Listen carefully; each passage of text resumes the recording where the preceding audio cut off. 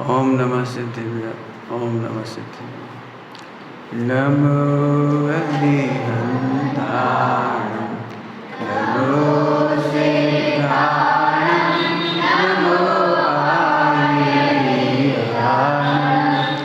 नमो अजयाय नमो लोहे सर्वसाधु।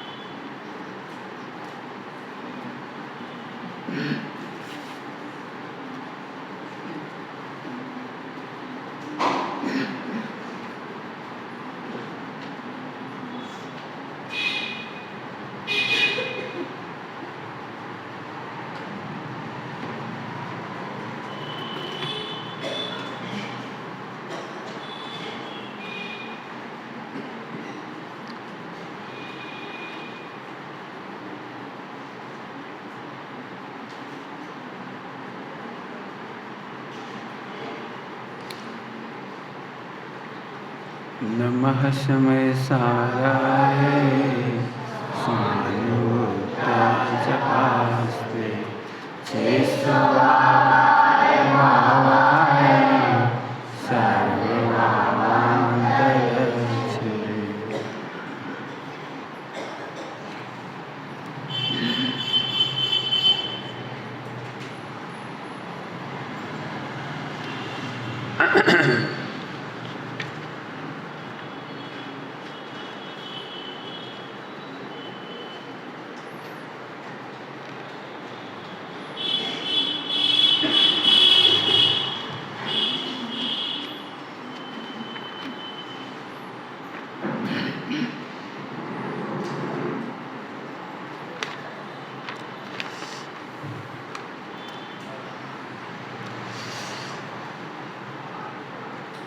समाधि मरण के समय अपने संतान के लिए या हमारे जो भी शिष्यादिक हों उनके लिए लिखित निर्देश देना कंपलसरी है। एक बात और याद दिलाएंगे आपको। वैसे तो इस सारा का सारा काम जब निर्यापक को चुनते हैं तो निर्यापक ये काम कराते हैं। सारा काम निर्यापक का मतलब है जो आपकी नाव को मझधार में ना डूबने दे, एनी हाउ आपको बचा करके मोक्ष पहुंचने में निमित्त बने। निर्यापक मतलब आपके प्रतिज्ञाओं को, आपकी चारित्र को दृढ़ बनाए रखने में, स्थिरता बनाए रखने में, उपयोग की स्थिरता के लिए जो काम करते हैं उनका नाम निर्यापक है। बहुत सारी बातें अपन ने पहले कही हैं, उन्हें नहीं कह करके मैं दो बातें कहना चाह रहा हूँ। एक तो जीवन भर में आपने क्या क्या नियम संयम का पालन किया है उनको लिख के रखें। आपके क्या क्या नियम हैं उन्हें लिख कर के रखें। उसका कारण है, देखो मैं फिर कह रहा हूँ, आप ये मत सोचो कि हम बीमार हैं तो 6 महीने में मरने वाले, कि 1 महीने में, कि 5 दिन में। सबको कह रहा हूँ ये बात, आप अपनी नियमावली समझ लीजिए, आप अपने निर्देश समझ लीजिए। लिख के आज से ही लिखना शुरू करें। आज से लिखना शुरू करेंगे तो आप उस समय तक लिख पाएंगे।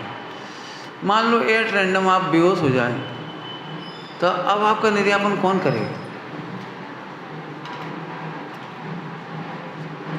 मुनिराजों के प्रकरण में लिखा है, मुनिराजों के व्यवहार के बहुत सारे गुण हैं।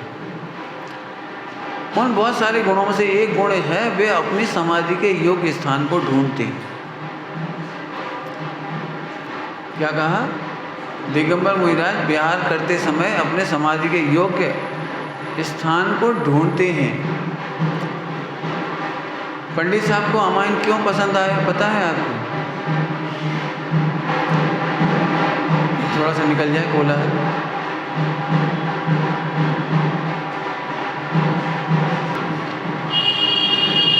पहली बार अमायण आए तो हेमराज जी बाबा जी वगैरह थे साथ में, तो बीमार हो गए, तो और लोग तो ज़्यादा समय नहीं रुक पाए, पंडित साहब वहीं रुके रहे। समाज ने, श्रावकों ने जो सेवा की, उस समय को समझाते हुए पंडित साहब मैंने बताते हुए कहते हैं, पंडित साहब बोले ये गांव हमें क्यों अच्छा लगा रहने के लिए। बोले हमने इनकी परीक्षा ली, परीक्षा। रात को हमने कहा हमें प्यास लग रही है, पानी पिलाओ, और जोर जोर से बोले पानी पिलाओ, प्राण निकल रहे, पानी पिलाओ। तो कुछ लोग बोले कि भैया पानी पिला दी, लेकिन समझदार लोग बोले नहीं भैया, त्यागियों के व्रत हम नहीं तोड़वाएंगे, त्यागियों को पानी हम नहीं पिलाएंगे, उनकी सारे जीवन की तपस्या है, हाँ हम अन्य उपाय करेंगे। तो पंडित साहब बोले वो परीक्षा की घड़ी में हमें इतना अच्छा लगा ये उत्तर, इतना अच्छा लगा कि तब हमें लगा कि हमारी समाधि के योग स्थान ये है। समझ में आया? समाधि के योग स्थान ढूंढते हैं मुनिराज, परीक्षा भी लेते हैं इस तरह से उन ग्राम के श्रावकों की। और हम आपको इसलिए कह रहे हैं कि आप खुद देखो, अभी तक हमें दिमाग में नहीं है कि हमें समाधि कैसे करनी। मैं अभी भी कह रहा हूँ, मैंने समाधि मंड के प्रवचन में इसकी बहुत सारी चर्चा की है, जो 42-44 घंटे के प्रवचन हैं उनमें आप सुन सकते हैं। आप अपने बच्चों में संस्कार दो, जैसे छोटे छोटे नाती पोते हैं, आप नहीं भी बीमार हैं तो भी उनके सामने अचानक बीमार हो जाओ, झूठ मूठ एक्टिंग करो, अरे मर गए, घुटने में दर्द हो रहा, अरे। अब बच्चे से कहो बेटा समय साजी की गाथा सुनाओ, अरे आराम मिल गया। अब बच्चा क्या समझ गया संस्कार में कि दादाजी के घुटने का दर्द समय साजी की गाथाओं से दूर होता है। जब भी कोई कष्ट होता है तो इन्हें गाथा सुनाने हैं, बेटा छेड़ाला सुनाओ, हाँ अब दर्द में आराम मिल गया बेटा। तो उसे लगता है कि इनकी दवाई, दर्द की दवाई ग्रंथ सुनना है, जिनवाणी सुनना है। छोटे छोटे बच्चों में संस्कार पड़ जाएंगे। इस बात को हमने अपने घर में देखा। हमारी दादी अचानक बहुत बीमार हो गई, तो हम सब तो घबरा करके इधर उधर हो रहे, डॉक्टर लाएं, तांगा बुलाओ, हॉस्पिटल ले जाएं हम। और हमारी बुआ जी थी, बुआ जी सबसे छोटी बुआ जी, बूढ़ा मुकालमन सुनाने लगी उनको, बूढ़ा मुकालमन सुनाने लगी, और जो उनको पाठ याद थे वो सुनाने लगी। हम सब घर वालों को ये अचंबा हुआ, मतलब कि देखो अपन लोगों के दिमाग में ये नहीं आया कि अपन उन्हें नमुकानमन सुनाए, अथवा तो जो उनको सुनने लायक था वो सुनाए, और वो कुछ नहीं किया, उन्होंने वही सुनाना शुरू कर दिया। उस दिन से मुझे समझ में आई कि हम अपने घर में बच्चों को ये प्रैक्टिस कराएं। हम बीमार झूठ हो जाएं भले ही, लेकिन उनसे कहें बेटा छेड़ाला सुनाओ, बहुत तकलीफ हो रही गले में। उसने सुनाया, आशीर्वाद दे, जरूरत पड़ जाए तो 10-25 पैसा दे दे। मैंने बच्चे अब 10-25 पैसा की आजकल कोई कीमत नहीं, हमारे ज़माने में तो बहुत कीमत थी, हमारे ज़माने में तो 5 पैसे की बहुत कीमत थी। तो कहने मतलब उसे वो भी खुश हो गया, और धीरे धीरे उसे संस्कार पड़ गए कि हमें बीमारी के समय, कष्ट के समय, दर्द के समय करना क्या है। ये बात आप अच्छे तरीके से जानते होंगे। एक मति ज्ञान की पर्याय कहलाती है मति ज्ञान, जिसमें एक धारणा कहलाती है। उसके पहले एक होती है आवाय। आवाय माने निर्णय। बच्चे मति ज्ञान में निर्णय करके धारणा में रख लेते हैं कि ये काम करना है। जैसे आप मोटरसाइकिल चलाते हो तो याद कर करके नहीं चलाते हो, मति ज्ञान में जो आवाय और धारणा पड़ी है उसके बल पे चलाते हो। माताएं रसोई बनाती हैं तो कोई तोल के नहीं बनाती हैं, ऐसे मटका में हाथ डालो और ऐसे नमक की डगरियाँ डाल दें, ऐसे। इसको कहते हैं अटकर। बिल्कुल बढ़िया रसोई बनती, कोई दिक्कत नहीं। क्यों? इतने दिन काम करते करते उन्हें आइडिया हो गया इसमें कितना नमक है, उन्हें आइडिया हो गया इसमें कितने जीरे हैं, उन्हें आइडिया हो गया कैसे भोजन बनना है, कितने लोगों को बन रहा है। गणित नहीं लगाते, एक आदमी के लिए 10 ग्राम, 4 आदमियों के लिए, ऐसे नहीं करना पड़ता, हो जाता सारा काम। ये मति ज्ञान की बहुत सुंदर विशेषता है। तो हम अपने बच्चों के साथ ये प्रैक्टिस करें, और इसीलिए फिर कह रहे पूरे जीवन भर के नियम, आपकी पसंद और नापसंद, खास तौर से हर एक की अपनी अपनी रुचि होती है। मान के चलो आपको 4 अनुयोगों से किसी ग्रंथ विशेष की रुचि है, अनुयोग विशेष की रुचि है, तो आप लिखो कि मुझे बीमारी के समय में ये सुनाए। कोई ज़रूरी नहीं है आपको भक्तामर पसंद आए। कई बार ऐसा हो सकता है हम 6 डाला सुनाए तो आपको समझ में आ जाएगा हिंदी है और संस्कृत का भक्तामर समझ में ही ना आए। या हो सकता है भक्तामर आपको बहुत अच्छे से कंठस्थ है तो आपको सुनने में अच्छा लगता है और हम समय सार की प्राकृत गाथाएं सुनाएं आपको पल्ले ही ना पड़े। तो आप खुद लिखो, लिस्ट बनाओ। 1-1.5 घंटे का प्रवचन है कि हम समाधि मरण के पूर्व में क्या तैयारी करके रखें, तो हम क्या सुनना चाहते हैं वो हम बता दें। ऐसे ही यहाँ पर हम लिख रहे हैं, यहाँ पर एक पॉइंट आया, देखिए पेज नंबर 29 पर है, ऊपर खोटी परंपराओं में एक परंपरा चलती है, स्मृति में लाण आदि बांटी जाती है, बर्तन बांटे जाते हैं जो जिसको जैसे बांटते हैं।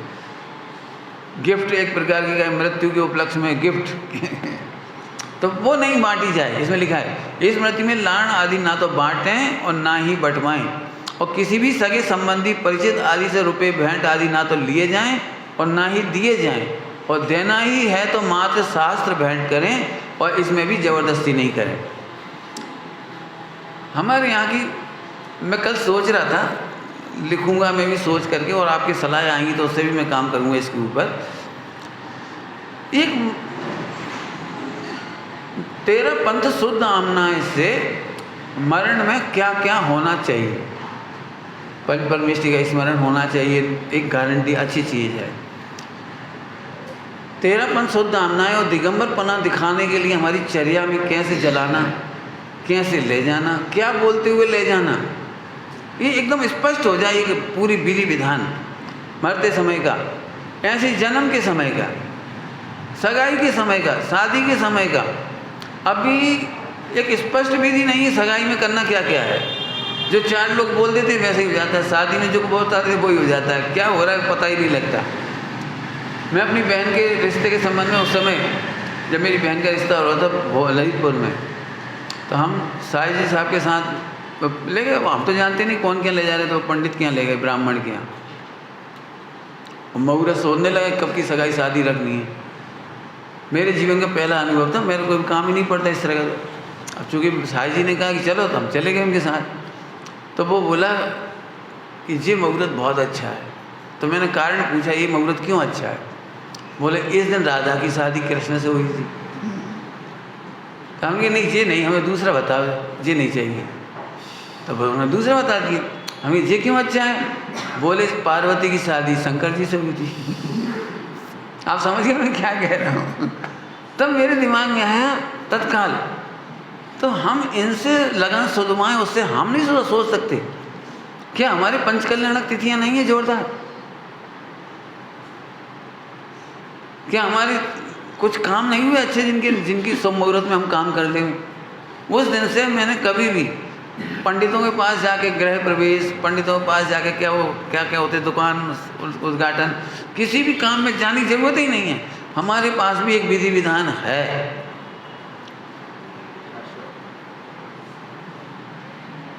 मैं कहाँ तक कहूँ, मुझे दिमाग में बहुत सारी बातें हैं। मैंने विवाह की परंपराएं में भी एक रूप था। मन मोक्ष मंडल के हिसाब से बिल्कुल जो निर्दोष आचरण हो सकता है उसे लिपिबद्ध करना चाहिए। शादियों में गीत गाए जाते हैं, कभी कभी कैसे कैसे गीत गाते हैं बिल्कुल बेकार। एक पूरा आगम सम्मत गीत है बढ़िया, लड़के की शादी की गीत है। हाँ सुनने में अभी तो मैं सुनाऊंगा तो अच्छा नहीं लगेगा आपको, क्या आप गाना सुना रहे हो, लेकिन बिल्कुल आगम सम्मत है बढ़िया। उसमें पूरी भावनाएं लिखी गई हैं कि लड़की के लिए क्या क्या होना चाहिए और लड़के के लिए क्या क्या होना चाहिए, और मंदिर दर्शन कराने ले जाएं तो वो गीत गाना चाहिए। बनने को हो रहो ब्याह ओ बीरा स्वामी, है तो बड़ा, उसकी 1-2 पंक्ति बहुत ही अच्छी है। सम्यक दर्शन जो कर ले तो हो तो न जाको प्यार हो।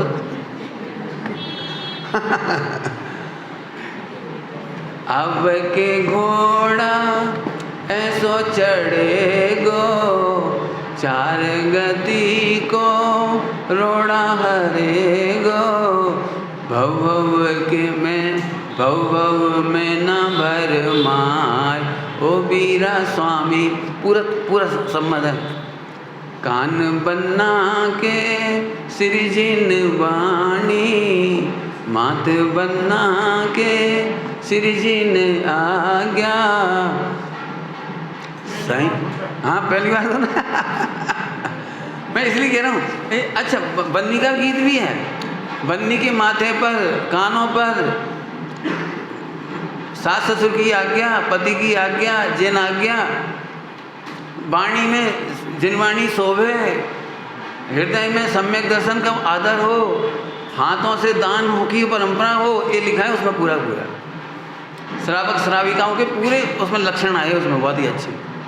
शादी के समय में ये सुनाओ तो कैसे आगे नहीं है, मैं तो इसलिए कह रहा हूँ एक लिपिबद्ध परंपरा हो।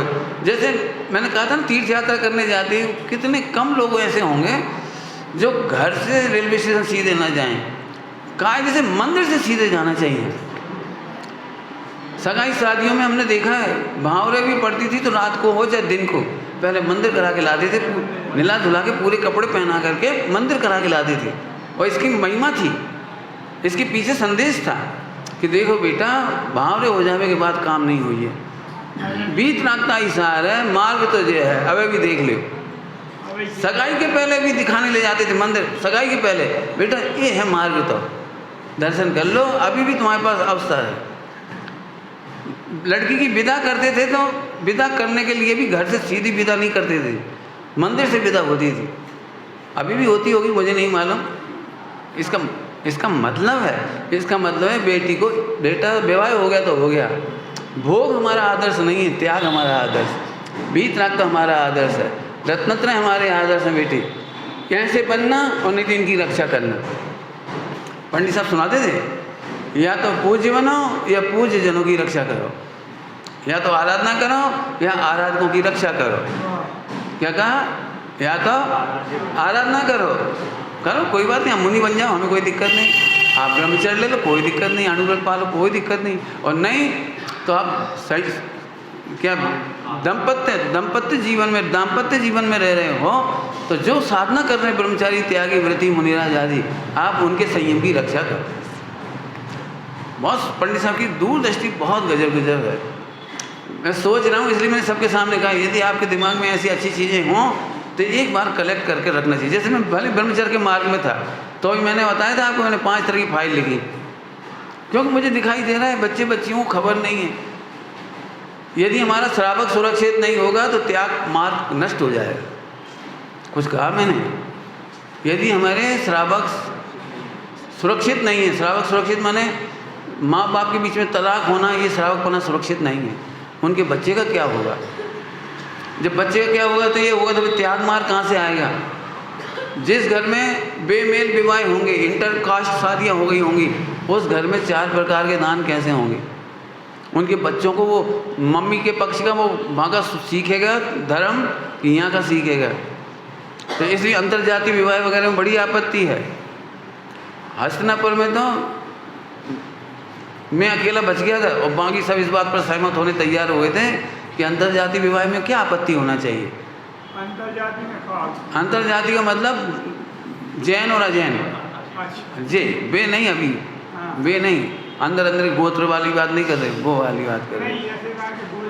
वे उनके अच्छे नहीं, उनसे नहीं कोई मतलब। वहाँ तो जिनामना एक है तो कोई दिक्कत नहीं है। हम तो उनकी बातें कर रहे हैं जो जाति ही अलग है, जैन और अजैन।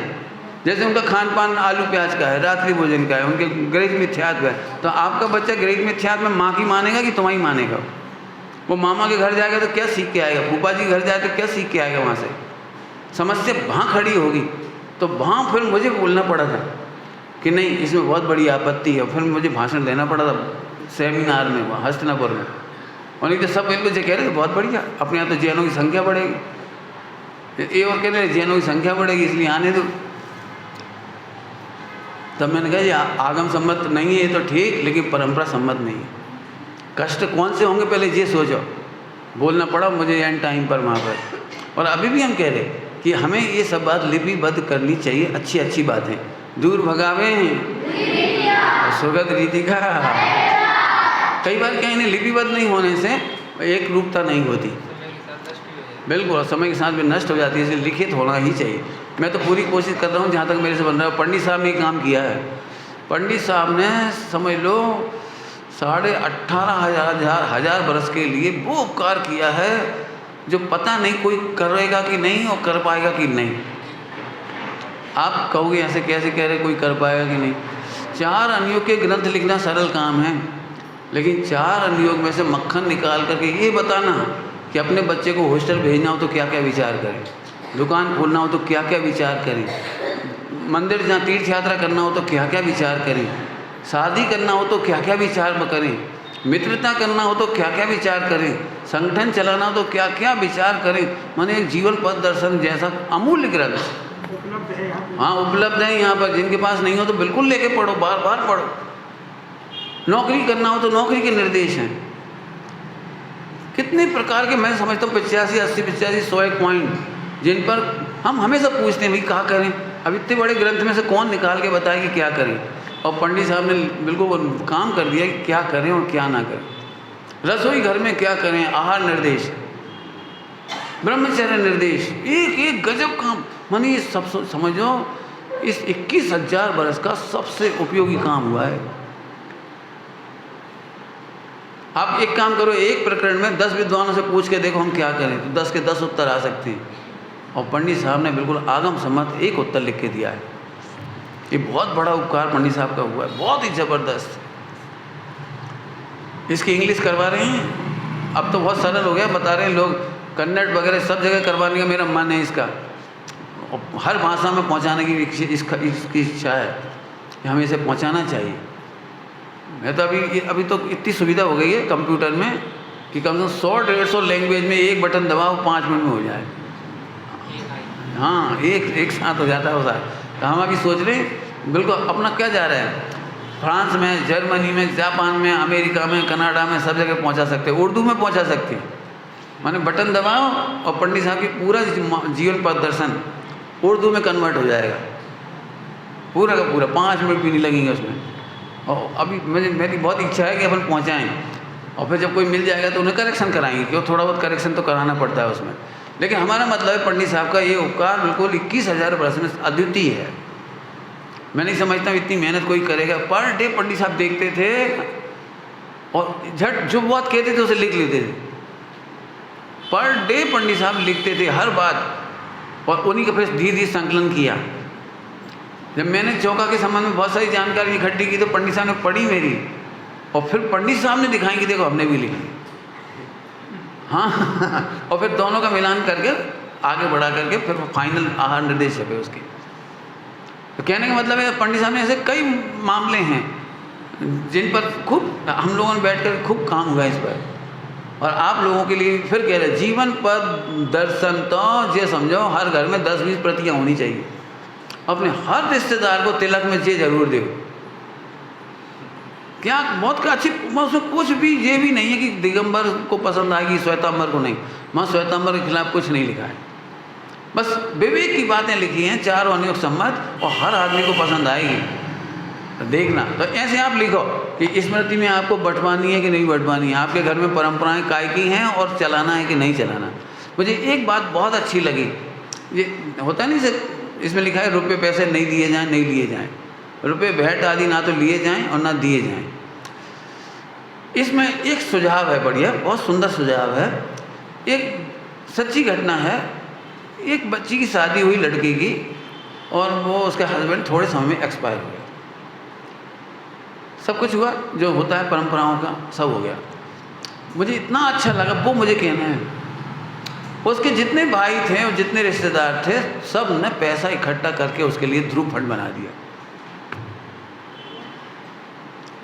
5 तोले के गहने बनवा दिए, और तुम चूड़ियाँ नहीं पहन सकते, कंगन पहनो, रखो। क्यों? अटके भी है, पर कभी जरूरत पड़ जाए तो ये गहना एक इन्वेस्टमेंट है। गहने दिए। बहनों के लिए कह रहा हूँ, ध्यान रखना। क्यों? अब उसका कोई सहारा नहीं, उसका पति नहीं है, तो उसके लिए कठिन समय के लिए गहने काम आ जाएंगे। इन्वेस्टमेंट है बहुत बढ़िया, और रुपए का फंड बना दिया ताकि उसे जीवन भर किसी और की ओर नहीं झांकना पड़े। ये मैंने एक घटना देखी, इसलिए मैं कह रहा हूँ, मुझे बहुत ही अच्छी लगी ये बात। तो ये आप भी कर सकते हैं, बहुत अच्छा। आगे 12वें 13वें दिन शांति विधान आदि नहीं कराएं, पुण्यतिथि बरसी आदि कोई कार्यक्रम नहीं कराएं, पुण्यतिथि और बरसी, तथा उस बहाने से शांति विधान आदि भी नहीं कराएं। मेरी स्मृति में यदि कुछ करना ही है तो नियमित स्वाध्याय का नियम लें। अब ध्यान रखना, ये जो बात हम कह रहे हैं जरूरी नहीं कि आप करें या नहीं करें। हम तो चाहते हैं कि यदि स्वाध्याय हो सकता हो, शिविर लग सकता हो विधान के माध्यम से तो ज़रूर करो। लेकिन खाना पूर्ति का जो एक वो 2 घंटे में, आधा घंटे में फटाफट विधान करके फिर रसोई करा दी पूरे गाँव और समाज की, वो नहीं। माने 3 लोग के नाथ के देव सास गुरु की ऐसी उपेक्षा ना हो कि लोग, जब मेरे ग्रैंडफादर की 13वां हुआ, 13वें दिन, 12वें 13वें दिन, तो अब घर में और तो कोई नहीं था, मुझसे कहा तुम विधान करो। अब मुझ साय से विधान करने चले गया, मैं अकेला विधान कर रहा था, तो मुझे नहीं मालूम था कि क्या होता है इसमें। तो हम आराम से विधान करते थे, बढ़िया, बहुत आराम से। अब उसमें तो भैया टाइम होगा, तो हमारे पास बार बार खबर आ रही है, बार बार खबर, कितनी देर है, जल्दी करो, कितनी देर है, जल्दी करो। मैंने कहा कब बात हो गई? बोले 5 लोग बैठे हैं, भोजन करवे, जब विधान पूरा हुई तब वे रोटी खाओ शुरू करेंगे, भोजन करवो शुरू करेंगे। तो 3 बार मैसेज आ गया मेरा, तब मुझे समझ में आई कि ये खाना पूर्ति है, फटाफट कर दो ताकि 10 साढ़े 10 बजे भोजन चालू हो जाए। और मैं तो आराम से करता था, मैं जिंदगी में एक ही बार तो पढ़ना है अपने को ये विधान, कौन सा बार बार पढ़ना, तो अच्छे से पढ़ो। तो उस दिन मुझे समझ में आई। तो मैं नहीं चाहता कि आप निपटारे की तरह से देव सास गुरु की अनादर करते हुए विधान नहीं करो। करना हो तो धूमधाम से 2 दिन का करो, 4 दिन का करो, 3 दिन का करो, 1 दिन का करो, लेकिन बल्ला काटने जैसा मत करो। बिल्कुल अच्छे से करना है, इसकी समझ में आया? तो विधान आदि उसके नाम से नहीं करें, पुण्यतिथि वगैरह ये गृह मिथ्यास के रूप में नहीं फैलाएं। हम तो कह रहे बैराग दिवस के रूप में करो, वो अच्छी बात है। लिखा है ना स्वाध्याय का नियम लो, बहुत अच्छी बात है।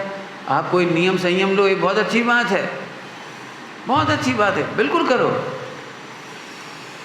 मैं तो जब भी कोई मुझे बुलाता है इन प्रसंगों में तो मैं एक बात कहता हूँ, एक भी व्यक्ति खाली हाथ नहीं जाना, सब नियम लेके जाएंगे। बिना नियम लिए कोई मत जाओ, क्योंकि आज इनकी जगह हमारा जीवन चला जाता तो एंड हो जाता।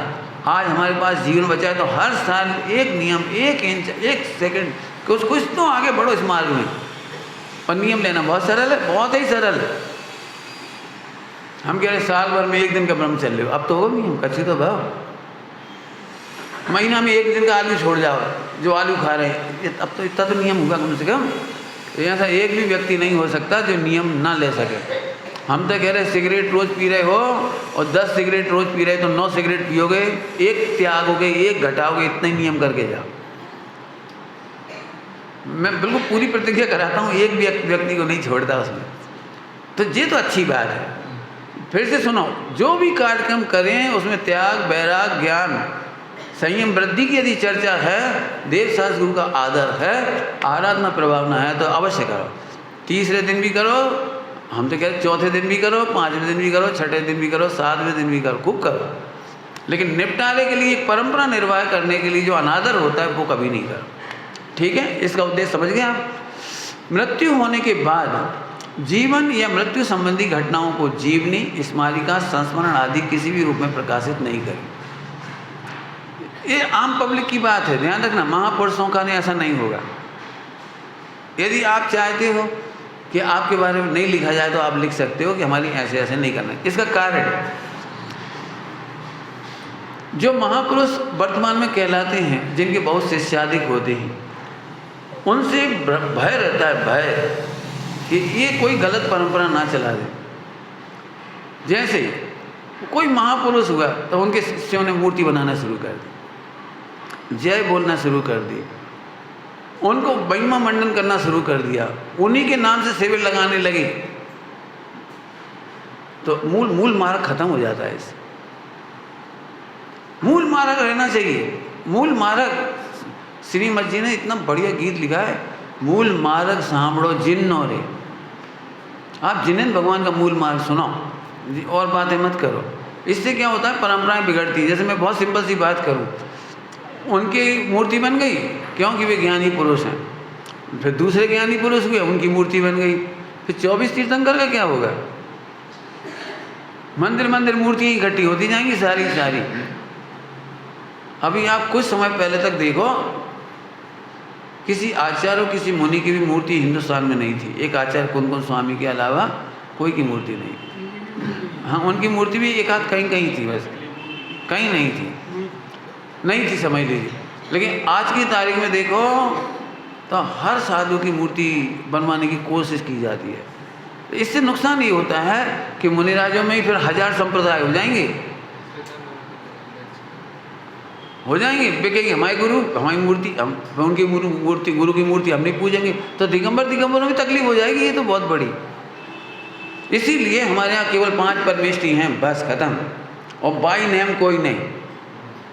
बाई नेम में 24 तीर्थंकर वगैरह हैं, तो 5 परमेष्ठी में आएंगे, बाकी कोई नहीं। इसलिए इसमें लिखा है स्मारिका वगैरह ऐसे छाप करके। कई बार क्या होता है, महिमा मंडन किया जाता है। कई बार तो ऐसी गलत बातें भी लिखी जाती हैं जो आगम विरोध हो जाती हैं। समझने वाले समझते नहीं हैं, ना समझ होते हैं, मान लो भोले होते हैं, अभ्यास ही नहीं होते, तो ऐसा तक लिख देते हैं। कितने विरक्त थे, इतने शांत भाव से ढाबे का भोजन ले लेते थे। अब बताओ ढाबे का भोजन कैसे ले लेते थे? शांत भाव से, निर्विकल्प भाव से। एक बार एक भाई मेरे से बोले, पंडित जी हमने तो त्यागियों को राग देश करते हुए देखा है। मैंने कब देखा भैया तुमने? बोले देखो भैया, हम तो इतने वीतरागी हैं, न हमें रात को राग न दिन को द्वेष। हमने उल्टो कह रहे, न दिन का राग भोजन का और न रात के भोजन से द्वेष। समझ गए उनकी कहने की टोन? और न हमें शुद्ध का राग। हमें तो जब जहाँ जैसा मिल जाता है यथा लफ्ज बिल्कुल शांत भाव से ले लेते हैं। और आप जी रसी और जी फला और जी शुद्ध जी अशुद्ध जी कपड़ा जी छुआछूत जी फला, आप लोग हमारे, हम परेशान हैं। हमने कही भैया तुम सही में वीतरागी हो, तो तुम्हें फिर अपनी पत्नी से भी राग नहीं होगा और दूसरों से द्वेष नहीं होगा, वो पति के प्रेमी से भी द्वेष नहीं होगा। पत्नी के प्रेमी से क्यों? वीतराग तो वीतराग ही है। न तुम्हारी पत्नी ये कहे कि हम अपने पति में राग, और न पर पुरुष से द्वेष। अब सुनना जाना कैसा लग रहा है। भोजन में भी हमें तो पंडित जी अनाज मिल जाए तो राग नहीं है, और गटर को मिल जाए तो द्वेष नहीं है। मैंने विवेक की कहीं ना कहीं तो सीमा खींचेगी। मैंने उसको ये समझाया, विवेक की कहीं ना कहीं तो सीमा रेखा खींचेगी। हमें तुम होटल का भी खाओगे तो होटल में भी कहीं ना कहीं विवेक लगाना ही पड़ेगा आपको। सब नहीं खा लोगे आप होटल में भी। आप ये नहीं कह सकते कि हमें तो जहर मिलता है उससे भी द्वेष नहीं, अमृत मिलता है उससे भी राग नहीं। क्यों? मैंने क्या भाई, मैंने पंडित साहब से कहा कि कई बार लोग कहते हैं हमारे पास परिग्रह बहुत है। जैसे मैं जब भी ट्रैवल करता हूँ मेरा परिग्रह बहुत दिखता है। तो पंडित साहब बोले बेटा त्यागियों को इतना ही परिग्रह है, और इन लोगों को तो पूरा विश्व परिग्रह है। समझ में आई कुछ क्या कहा? जैसे तुम रेलगाड़ी में बैठे, हमारा तो 1-2 लीटर 4 लीटर को पानी उतना ही परिग्रह है, और तुम्हारे तो पूरे हिंदुस्तान के जो नल हैं वो सब परिग्रह में। आप हर जगह उतर के पानी भरोगे। हमने तो अपनी वो टिफिन लेके भोजन को वही करेंगे, वही राग है हमारा, उतना ही परिग्रह है। और तुम्हारा परिग्रह हर स्टेशन पे झाँकोगे यहाँ ककड़ी नहीं मिल रही, ये तो केला नहीं मिल रहा, ये तो समोसा ही नहीं है, ये तो पूरी आलू की सब्जी नहीं मिल रही। तो तुम्हारी तो फिर सारी दुनिया हो गई ना। समझ में आई कुछ? तो हमें भी पंडित साहब से तब समझ में आया कि अपना परिग्रह कम है, दिखेगा ज़्यादा लेकिन कम है। और इन लोगों के लिए तो हर स्थान पर उपयोग जाएगा, हर स्थान पर लक्ष्य होगा, तो ये आश्रय करेंगे, इसलिए इनका नाम परिग्रह बड़ा है। तो इसलिए लिपिबद्ध होना चाहिए हर चीज़। बहुत समझना भैया, एक पॉइंट और आगे देखो, बढ़िया एक पॉइंट अच्छे समझना, वो स्यादवाद लगाना और ध्यान रखना। किनका स्मारिकाएँ लिखी जा सकती हैं वो भी समझना। मैंने तो अपनी बात अपनी बिल्कुल स्पष्ट कह दी है भाइयों से भी। मेरे मरने के बाद मेरा फोटो, मेरी प्रतिमा या इस तरह का कोई काम पत्र पत्रिकाओं में छपाना कुछ नहीं करना। लिखित दे रहे, बिल्कुल सबके सामने भी कह रहे हैं। इसीलिए हैं, पंडित साहब ने भी लिखित में दिया था, पंडित साहब ने लिखित में दिया था मेरे आपक को कि ये काम नहीं करना हमारे साथ। बस कितना में भी लिख गए थे। बिल्कुल करना ही चाहिए, इसीलिए कि ये बात चर्चा चलाई है। आइए अष्टांग के आखिरी दिन में अपन इसका भी समापन करेंगे। देखो विषय का समापन, लेकिन जीवन में शुरुआत। प्रेरणा दे रहे हैं अभी तो आपको, ठीक है। आगे देखिए, मृत्यु होने के बाद जीवन या मृत्यु संबंधी घटनाओं की जीवनी, स्मारिका, संस्मरण आदि किसी भी रूप में प्रकाशित नहीं करें, लेकिन लिख के जरूर रखें। मैं स्वयं से सोचता हूँ, हमने जीवन में कहाँ कहाँ धोखा खाया और उसमें समाधान कैसे मिला, ये अपने जीवन की डायरी में जरूर लिखना चाहिए। जीवन की डायरी प्रकाशित हो नहीं हो हमें नहीं मतलब। ये बात मैं फिर कह रहा हूँ आपसे, आप अपनी एक डायरी जरूर बनाएं और निर्दोष भाव से बनाएं, बिल्कुल मन निश्चल भाव से। कई बार क्या होता है, लोग अपनी डायरी में अच्छा ही लिख देते हैं अपनी। मैं ऐसा नहीं करना चाहता, मैंने किया भी नहीं है। जो लिखा है मैंने अपने बारे में, मैंने कहाँ कहाँ ठोकरें खाई और कहाँ कहाँ तकलीफ उठाई, कहाँ कहाँ मेरी नासमझी से मैंने कष्ट उठाए, कहाँ मैं भावुक रहा उससे मुझे क्या तकलीफ हुई, ये सब बातें मैंने लिखी। अर्थ कथानक पढ़ने लायक है बनारसी दास जी का। आज बनारसी दास जी ने हमें कितना कुछ सिखाया, हम बता नहीं सकते आपको। गणेश प्रसाद जी बर्णी जी की जीवन गाथा बहुत कुछ सिखा गई। ज्ञानमती माता जी की मेरी स्मृतियाँ मैंने 2-3 बार पढ़ ली, मुझे बहुत कुछ सिखाया उन्होंने। इतनी जी मैं समाधि की चर्चा भी कर रहा हूँ ना, तो कम से कम ये समझो 100 से लेके 500 बायोग्राफी मैंने जीवन परिचय लोगों के पढ़े होंगे कम से कम। संख्या गिनी नहीं, लेकिन मुझे जब भी मिलती मैं पढ़ता हूँ। क्यों?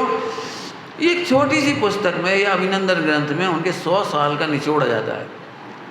कहाँ भी तकलीफ में रहे हो, कहाँ अच्छाई हुई, मुझे सब पता लग गई उसकी, तो मैं अपने जीवन में सुधार कर लेता हूँ। इसलिए हम चाहते हैं, समझ में लिखना कैसे है। ये नहीं हम बहुत अच्छे थे, अच्छे लिख के डाल दिए, उससे कोई फर्क नहीं पड़ेगा। अपने मुंह से अपनी अच्छाई यह बता देने से कोई फायदा नहीं है। हाँ, तकलीफ कहाँ उठाई और उसका समाधान कैसे मिला। देव शास्त्र गुरु के आश्रय से, गुरुजनों के आदर से आप यदि अपने जीवन पत्र में, कहानी में वो जो लिखोगे, यदि गुरुजनों के और बड़े जनों के प्रति विनय सम्मान प्रस्तुत करेंगे तो ये सारी आपकी पीढ़ी उसे सीख जाएगी।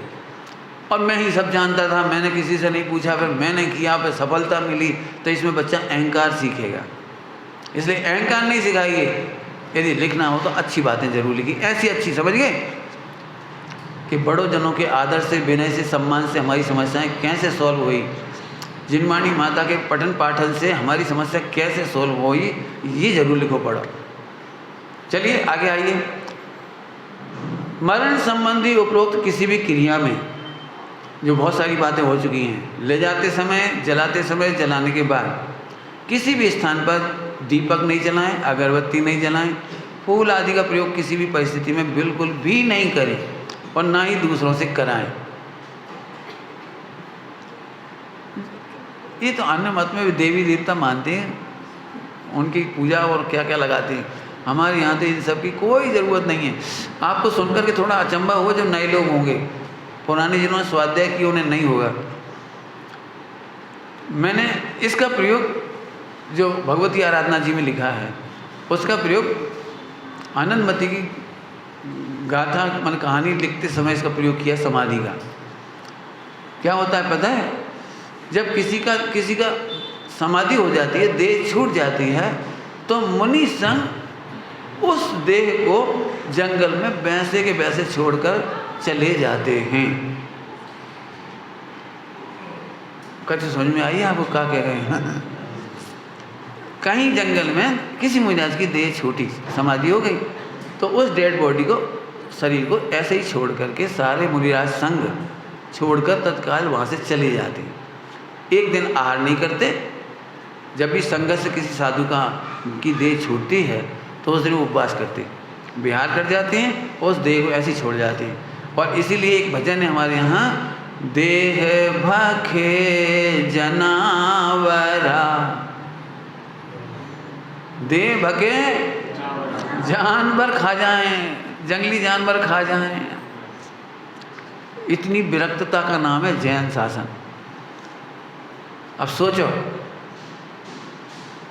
फिर श्रावक जन मिलके अपनी विधि कर लें, वो अलग चीज़ है। लेकिन जंगल में यदि हैं तो कुछ को कहे बिना, क्योंकि वे नौ कोटि से त्यागी हैं आराम समाराम करने कराने के, देह को ऐसे छोड़ के चले जाते हैं।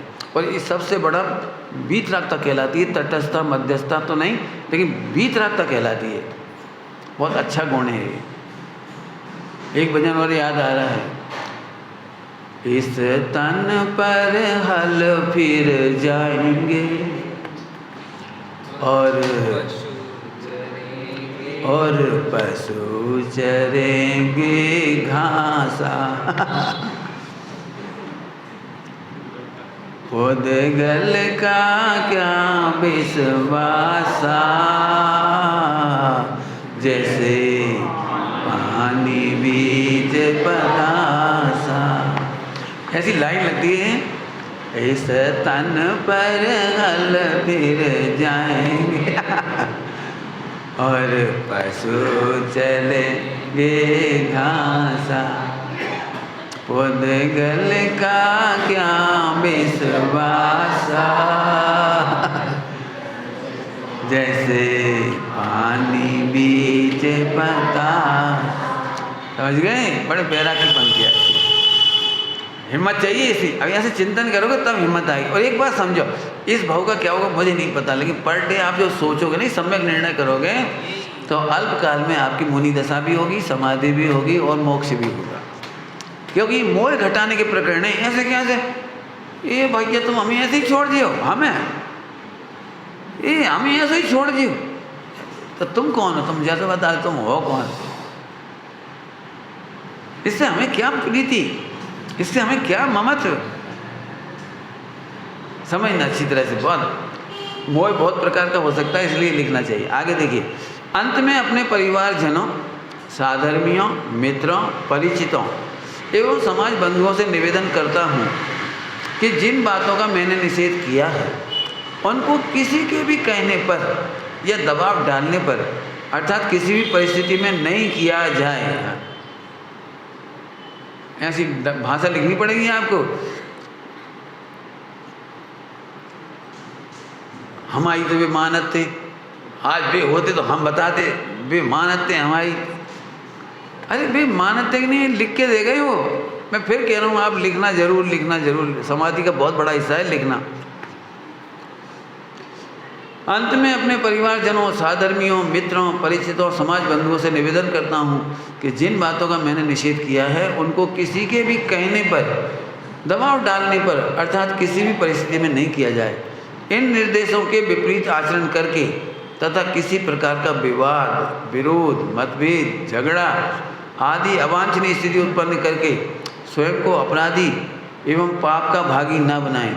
प्रत्युत अत्यंत धैर्य, प्रेम, सरलता एवं पारस्परिक विश्वास के साथ उपरोक्त निर्देशों का पालन करें। अब एक एक शब्द में व्याख्या हो सकती है बिल्कुल। कुछ लोगों का काम ही ऐसा होता है कि क्या कहते हैं, मतलब यदि मिथ्या दृष्टि होगा तो काम कृष्ण के भाव होंगे तो ना करेंगे ना करन देंगे। देखा है आपने, समाधि मरण कराने वाला कोई नहीं आएगा, लेकिन कराने वाले में टांग जरूर अड़ाएंगे। ओ ओ ओ, ये तो तुम करा दो भाई, क्या खुद टाइम देंगे नहीं, और जो दे रहा होगा उसकी आलोचना करेंगे। भैया हम क्या बताएं, तड़फा तड़फा के मारो, पानी ना दो। ऐसे पंडित जी जाने कौन से नरक में से हैं। अरे वो पानी देना है नहीं देना है ये तो वे सोचेंगे, कैसे देना है, क्या करना है, इसकी विधि वे जानते हैं। लेकिन मैं फिर कह रहा हूँ, बहुत निर्यापक जैसा तपस्वी मिल जाए तो अपन अनंत काल के लिए धन्य हो जाए। ये समझो, अनंत काल का पुण्य होगा, अनंत भवों का पुण्य होगा तो आपको निर्यापक मिलेगा। क्योंकि निर्यापक को यदि एक व्यक्ति को संभालना होता तो बहुत सरल था, लेकिन मिथ्या दृष्टियों का प्रेशर, अध्ययनों का प्रेशर, कानूनी दांव पेच के प्रेशर, बाहर के प्रेशर झेलना, वो उस समय का बहुत कठिन काम होता है। रिश्तेदार तक आकर के इज्जत खराब कर जाते हैं, तू तड़ाक कर जाते हैं, और उसी समय तुम्हें इतना शांत रहना कि इसकी समाधि ना बिगड़ जाए। इतना धैर्य रखना है कि जी कछु कह रहे हैं, कह दो, हम देख लेंगे तुम्हें, हम ना बताएं तो देख लियो, हम निपटा देंगे। अब भी धमकी दे के चले गए और यहाँ समाधि करानी इसको। उसी समय इसको बिल्कुल शांत चित्त से इसका उपयोग लगाना है। अब कितना कठिन काम। मुझे सच कहता हूँ, जो निर्यापक हों उनके तो करोड़ बार, असंख्यात बार चरण स्पर्श करो।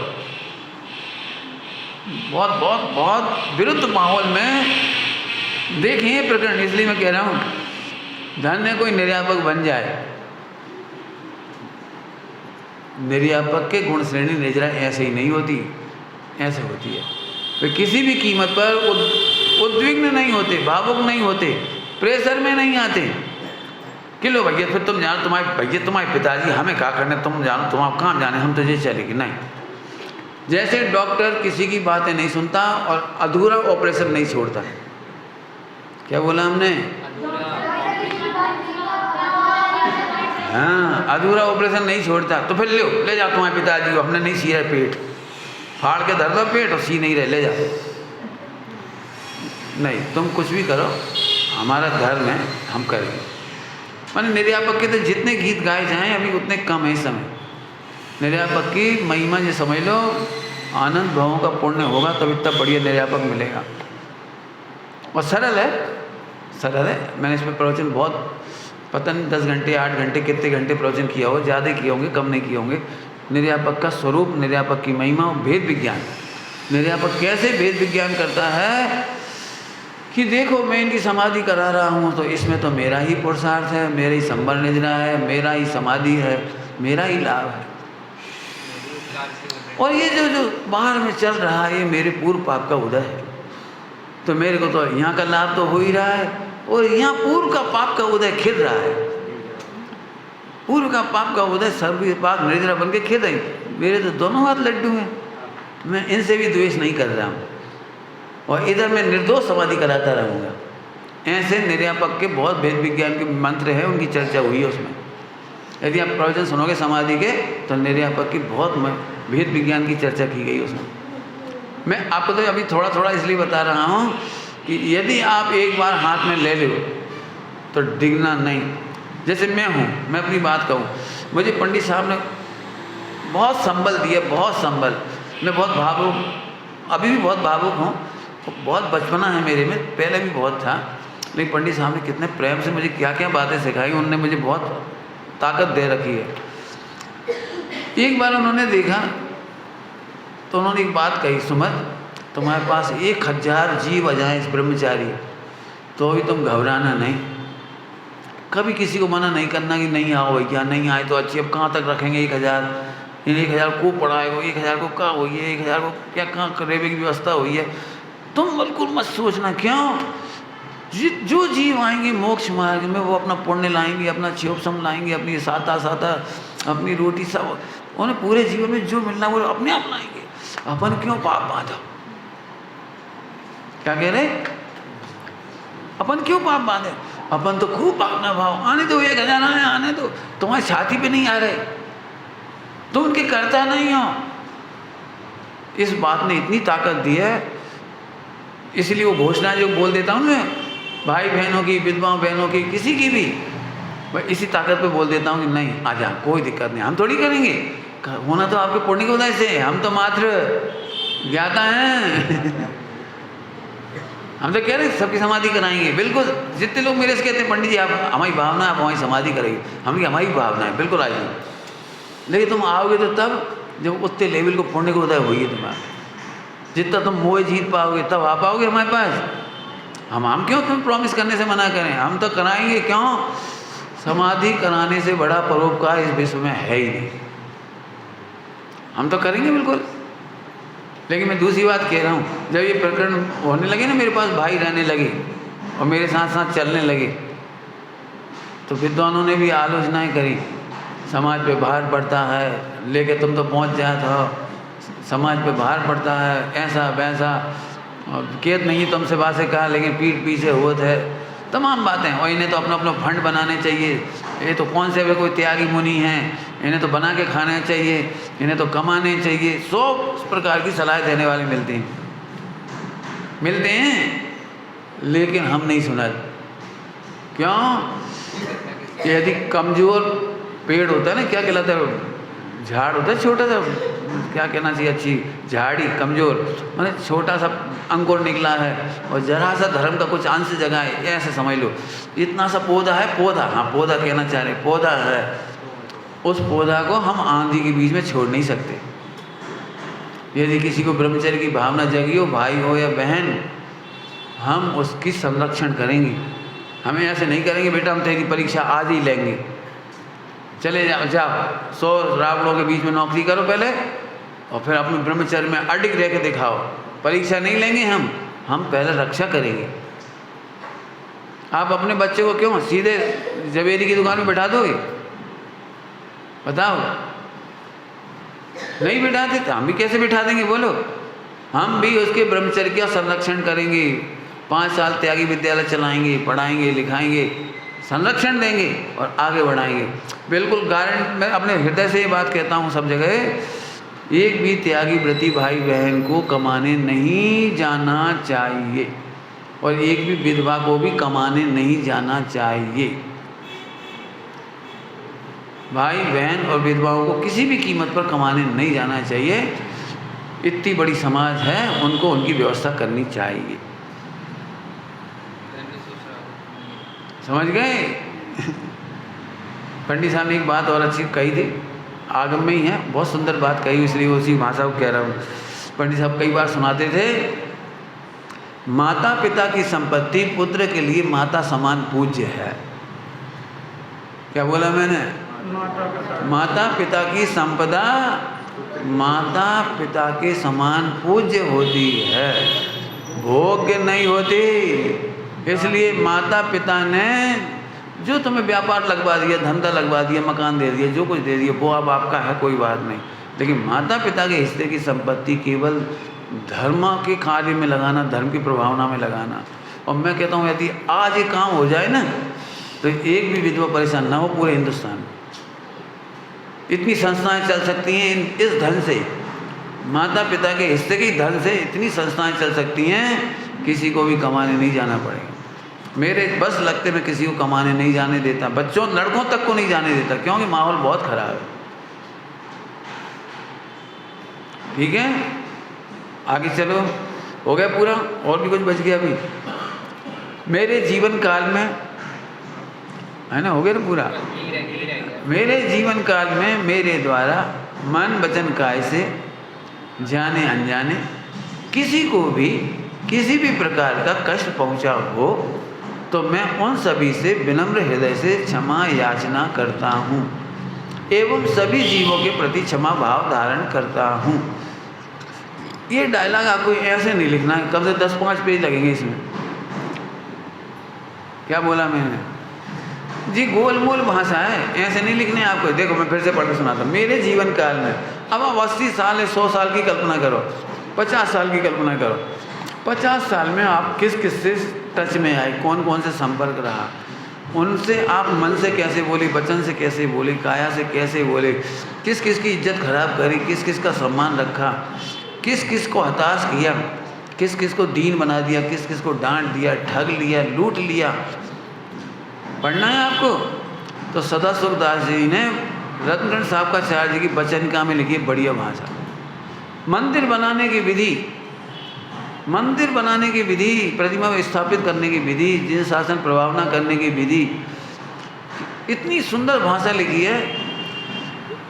सबसे पहले जिनसे ज़्यादा ब्याज दिया हो उन्हें लौटाए दे, ऐसे ऐसे सब लिखे। खोसा होए, अधिक पैसा ले लिया हो, लूट लिया हो, ठग लिया हो, कोई की ज़मीन हड़प ली हो, तो पहले वह लौटाए दे जिन शासन की प्रभावना करने से पहले। फिर अपनी कोई विधवा बहन हो, बुआ हो, कोई हो जिनका कोई व्यवस्था करने वाला नहीं हो, तो मंदिर बनाने से पहले, प्रतिमा विराजमान कराने से पहले उसकी व्यवस्था कर दे। फिर अपने भाई बंधु यदि उनकी व्यवस्था सही नहीं हो तो उनकी व्यवस्था कर दे। फिर अपने पत्नी पुत्र आदि सबको बंटवारा बना करके अपने हिस्से की धनराशि से जिन शासन की प्रभावना करे। क्यों? अभी आपने धन का बंटवारा नहीं किया और आप 1 करोड़ रुपया दान दे रहे, तो आपके परिवार की सारी बहुएं आपको उलाहना देंगी, दुखी होंगी और हमेशा ताने मारेंगी। इन्हें कहा जे तो चले गए जाएंगे देखे, जे तो मर जाएंगे देखे, और हमें बंटवारा कम मिलेगा। तो उनके परिणाम दुखेंगे। किसी के परिणाम ना दुखें, पहले उनकी संपत्ति देके उन्हें प्रसन्न कर दो और अपने हिस्से का धन लगाओ। और कौन सी लाइन बोली मैंने? जिनसे ठगा होए, लूटा होए, ले लिया होए, ज़्यादा ले लिया होए, उसको लौटाए दे। अब समझ में आई कितनी बड़ी लिस्ट लिखाएगी इसमें। हमने अपने सास ससुर से अच्छा व्यवहार नहीं किया हो तो क्षमा मांगे। हमने कैसे अनादर से कैसी भाषा बोली थी, आपको ध्यान रखना। क्षमा मांगे बिना समाधि नहीं होती। अपनी जीवन भर की गलतियों का प्रतिक्रमण प्रायश्चित किए बिना समाधि नहीं होती। जोर से कह रहा हूँ ये बात, बिल्कुल दिमाग में मत रखना कि जिंदगी भर पाप किए और अंत में नमोकार मन सुना से समाधि हो गई। बिल्कुल धोखे में मत रहना। बिल्कुल शेर को सम्यक दर्शन हुआ था, उससे पहले अपने मांसाहार पर रुदन हुआ है, उसे पश्चाताप हुआ है, खेद हुआ है। पशुओं को जिनको भी सम्यक दर्शन हुआ उन्हें जाति स्मरण पूर्व का भान हुआ विराधना का, और उस पर दुखी हुआ है, हाय हाय मैंने क्या किया। ऐसे ही आपके जीवन में भी समाधि तब होगी जिनको आपके निमित्त से कष्ट हुआ है, धन के मामले में, व्यापार के मामले में, रिश्तेदारियों के मामले में। आप खुद समझें आपने कहाँ कहाँ गलती की है, उनका लिखें और क्षमा मांगें। तो आप समझ में लिस्ट बड़ी होगी यहाँ पर। क्षमा मांगें मेरे जीवन में काल में मेरे द्वारा मन वचन काय से खुद ही पहचानो। सफाई मत दो हम तो सही हैं, हम तो सही हैं, हमारा अभिप्राय सही है। नहीं, अनजाने एक शब्द है, अनजाने। तुम्हारी भाषा अच्छी थी, तुम्हारा मन अच्छा था, तुम्हारी काया की चेष्टा भी अच्छी थी, फिर भी सामने वाले को कष्ट हुआ हो तो क्षमा मांगो। ये कह रहे हैं। अमृतचंद स्वामी ने पुरुषार्थ सिद्धि उपाय में लिखा है। हम इस तरह की बातें लिख रहे हैं, सारा उपदेश दे रहे हैं, तो किसी न किसी का चित्त तो दुखेगा। हम चोरी का निषेध करेंगे तो चोरों को तकलीफ होगी। हम वेश्यावृत्ति का निषेध करेंगे तो वेश्याओं को तो कष्ट हो जाए, हमारी सारी ग्राहक तोड़ रहे। मैंने खोल के कह दिया। तो ऐसे लोग मुझे क्षमा करें। हम क्या करें, ये लिखे बिना पाप मार्ग से नहीं हटा सकते हैं। भाषा उतनी अच्छी नहीं बोली होगी मैंने, तो आचार्य अमृतचंद स्वामी का पुरुषार्थ सिद्धि उपाय पढ़ के देखना। बड़ी सुंदर भाषा है। मेरी भाषा बहुत खराब है, उतनी अच्छी नहीं है, इसलिए आप उसमें से देख लेना। फिर से, जाने अनजाने में किसी को भी और किसी भी प्रकार का, समझ में आ रहा है क्यों कह रहे हैं ये लिखना है आपको, बहुत बड़ा काम है ये आपका। तो मैं उन सभी से विनम्र हृदय से क्षमा याचना करता हूँ और सभी जीवों के प्रति क्षमा भाव धारण करता हूँ। सभी स्वाध्याय, स्वानुभव एवं संयम पूर्वक आराधना करके, ये लाइन तो जरूर आप लिखा करो अपने बेटे बेटियों के लिए चिट्ठी लिखो तब भी। क्या कह रहे, बेटे बेटियों को चिट्ठी लिखो तब भी। क्या सभी स्वाध्याय करना, स्वानुभव करना, संयम पूर्वक आराधना करके नरभव एवं जैन कुल पाना सार्थक करना बेटा, जिन शासन जयवंत बरतु। इतनी बात कह करके अभी अपने समाधि का ये प्रकरण पूरा हुआ है। और इसमें एक नीचे चार्ट बनाया है हमने बहुत अच्छा। जो विशेष स्वाध्यायी हैं वो इस चार्ट को ज़रूर देखें। चर्चा तो और भी बड़ी अच्छी है। पढ़ दूँ एक छोटा सा पैराग्राफ, बहुत प्यारा है, 30 नंबर का पेज है, जल्दी से पढ़ देता हूँ। देखिए, सुदृष्टि तरंगिणी पृष्ठ 496, बढ़िया एक अच्छा पैराग्राफ। घर में विवेकी पुत्र भाई आदि को बुलाकर इस तरह संबोधन करता है। देखो कैसी प्यारी भाषा है। तुम समझदार हो, धर्म साधन करके सट आवश्यक पालन करने में समर्थ हो। रुक गया मैं। एक पिता का कर्तव्य है इतनी बातों में अपने बच्चों को निष्णात बनाए। काय में धर्म साधन करके सट आवश्यक पालन करना सिखाए एक पिता जीवन में। हे उपादेय के निर्णय में सावधान हो, माने हे उपादेय का निर्णय करना सिखाए। हे भव्य, अब तक ग्रह भार हमने अपने कुल परंपरा से हमने चलाया है। तुम्हें सर्व प्रकार से सज्जन, अपना अंगी, अपना सपूत, विवेकी विनयवान देखकर बड़ी प्रसन्नता हुई है। पता नहीं इतनी अच्छी लाइन कितने पिताजी लिख पाएंगे। देखो बहुत अच्छी पंक्ति है। हमारी गृह पालन की चिंता समाप्त हो गई। देखो हमारी राज्य पालन की, राज्य चलाने की चिंता समाप्त हो गई। हे धर्मात्मा, अब तुम इस कुटुंब की रक्षा करो। न्यायपूर्वक धनोपार्जन करते हुए, जिन शासन का निर्वाह करके, निर्दोष प्रभाव न करते हुए, आत्म साधना करके अपना मनुष्य भाव सार्थक करो। क्या प्यारी भाषा है, इसमें तो प्रवचन कैसे लगे फिर पढ़ूँ। कुटुंब की रक्षा करो, न्यायपूर्वक धनोपार्जन करते हुए जिन शासन का निर्वाह करो, निर्दोष प्रभाव न करो, और आत्म साधना करके मनुष्य भाव सार्थक करो। फिर सभी कुटुंबियों, सज्जनों, पंचों को बुलाकर पुत्र की पगड़ी समारोह सामने ही करा दे। वो तीसरे दिनों 13 के दिन के लाजे नहीं रखो, पहले ही पगड़ी समारोह कर दो। बड़ी विनय सहित निवेदन करे, हे पंचों, अब तक हमने कुटुंब के कारण आरंभ किया है। आप सबके मार्गदर्शन में, बड़ों की छत्र छाया में रहकर हमने निर्दोष रीति से लौकिक जीवन का निर्वाह किया है।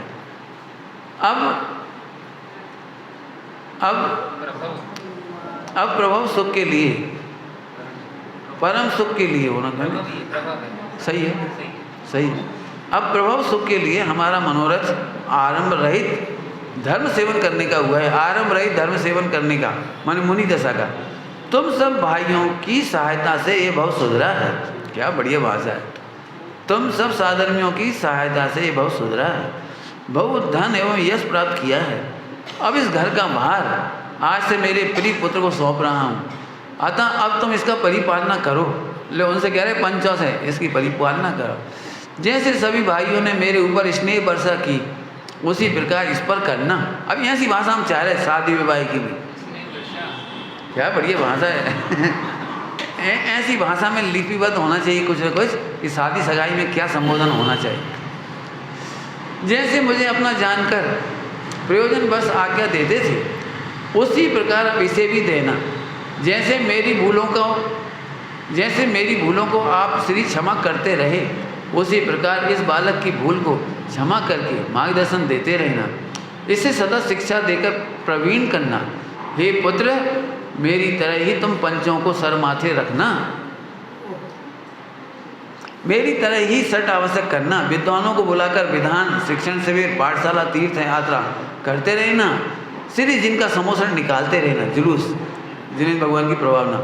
मुनि भगवंतों, त्यागियों को आहार दान देने से सदा महान सौभाग्य समझना। आगे से आप मेरे स्थान पर मेरे पुत्र के साथ ही लौकिक चार दान, बुलावा चलावा, संबंध निर्वाह करना। आप पंचों कुटुंबियों एवं पंच परमेष्ठियों भगवंतों की साक्षी में कुटुंब से पृथक होता हूँ, समाधि करने के लिए पृथक होता हूँ। मेरे संपूर्ण दोषों की क्षमापना है। मैं सभी को अपने ऋण से मेरे प्रति हुए दोषों के प्रति क्षमा धारण करता हूँ। अब आज से आप सभी मेरे लिए आत्मा समय ही हैं। विश्व मैत्री को अंगीकार करता हूँ। ये कैसी भाषा लिखी है। लिखो भाई, हमें तो बहुत इच्छा है कुछ और मामलों में भी अच्छी भाषा आनी चाहिए। बड़ी सुंदर भाषा है, इसमें अपन ने पढ़ी सुदृष्टि तरंगिणी।